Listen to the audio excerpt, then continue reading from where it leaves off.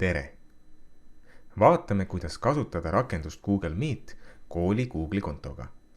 Kui te olete õpetaja käest saanud Google Meet kohtumise lingi ning selle peal klikkinud või selle lingi kopeerinud ja kleepinud siia aadressiribale, avaneb teile sarnane vaade.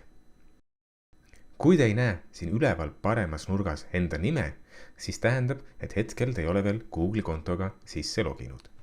Sisse logimiseks klikkige siia Sign in nupu peale ning sisestage oma Google'i konto nimi.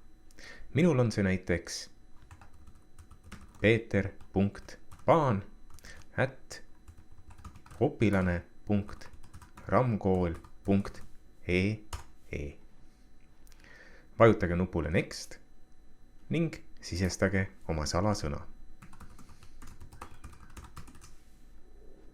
Next. Nüüd peale sisse logimist näete üleval nurgas enda Google'i konto nime. Ja järgmisena saate sisse logida, vajutades Join Now nupu peale. Oletame aga nüüd, et te jõuate siia Google Meet kohtumisele viisil, et te olete sisse loginud oma isikliku Google'i kontoga. Selle jaoks peate te Google'i konto ümber muutma ning vajutage Switch Account lingi peale. Ja nüüd Use Another Account. Kasutame muud kontot. Ja nüüd trükkige siia oma koolipoolse Google'i konto nimi. peeter.paan@opilane.ramkool.ee. Next ja salasõna. Next. Ning nüüd näete üleval nurgas enda koolipoolse Google'i konto kasutaja tunnust.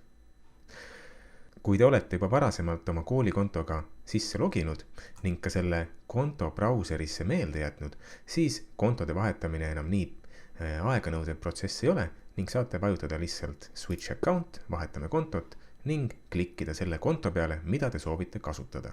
Hetkel soovin kasutada koolipoolset kontot. Ja lõpuks jällegi Join Now ehk siis liitume selle vestlusega.